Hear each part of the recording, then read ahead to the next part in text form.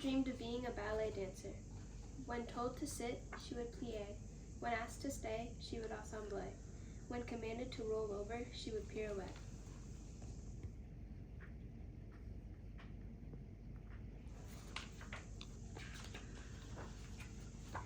During a walk, her sisters Jezebel and Miffy would heel to Miss Austere. Dottie would practice her dance moves. She chassed down the sidewalk, stepped in glissade at the park, and pranced in pas de chat by the fire hydrant. One day, she told herself she would perform for a real audience.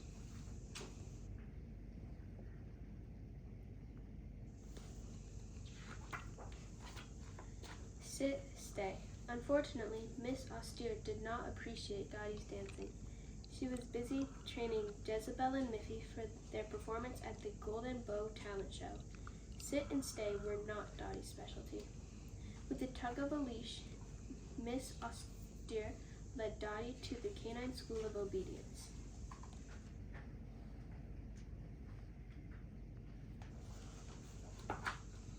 Obedience school was grueling.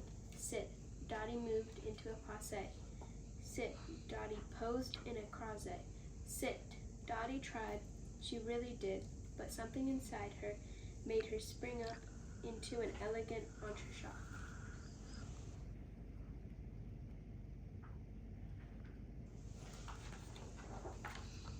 It was no use. Dottie wasn't cut out to sit and stay and roll over. After class, she ran off in tears. All I want to do is dance, she whimpered. I will never make it to the stage this way. Why did no one see her talent?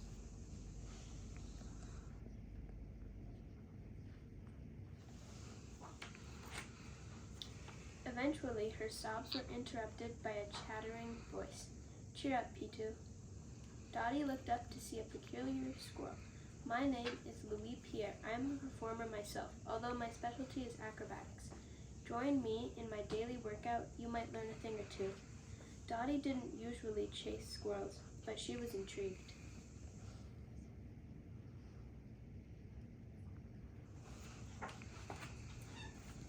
Around and around the park they went.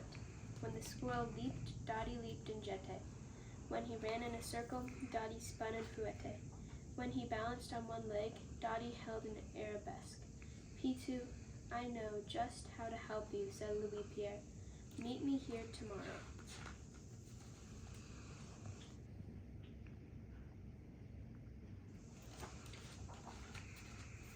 Dottie met Louis Pierre every day after class.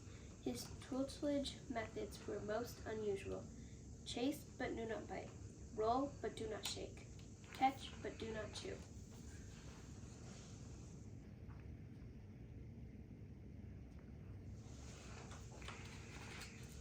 Dottie practiced and practiced, even when she wanted to give up. Louis Pierre encouraged her. Look how much discipline you've gained, Pitou. The more focus you have, the better you dance. Rehearsal was hard work. Dottie thought about Jezebel and Miffy. No wonder they practiced the same tricks over and over with Miss Austere.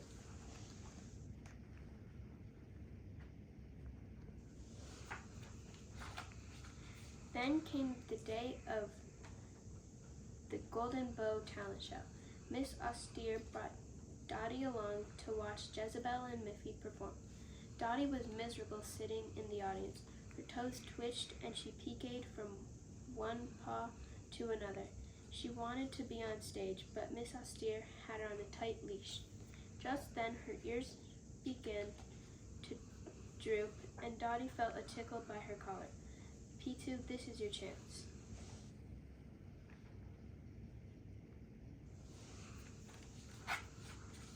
Louis Pierre was undoing her leash. Dottie's heart leaped in anticipation. Her friend did an aerial flip onto the curtain, and the hound on stage caught whiff of him. The chase ensued. Around and around they went until the squirrel led the hound out of sight. Show him what you've got, Pitou, he called out.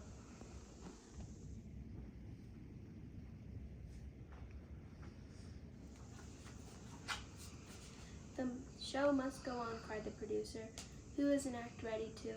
Before he finished his sentence, Dottie was on stage posing in first position. Miss Austere gasped. Jezebel and Miffy gaped.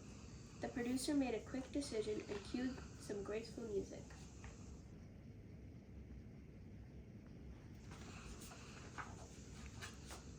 Dottie took a deep breath, pointed her paws, and moved in pas de chat. She performed pirouettes, pliés, and arabesques just as she had perfected them in the park.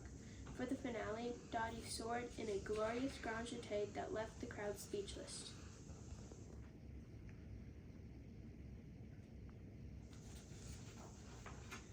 Seconds later, thunderous applause broke out. Dottie chassed back into the spotlight for her reverence. The audience whistled and howled. Dottie bowed and curtsied. Miss Austere approached the stage. Dottie, she said, I didn't realize you were a ballet dancer.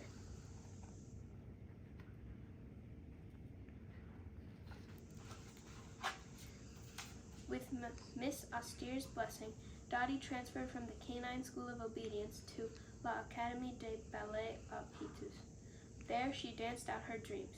Of course, she continued to train with Louis Pierre at the park. In time, she even learned to appreciate a good sit and stay.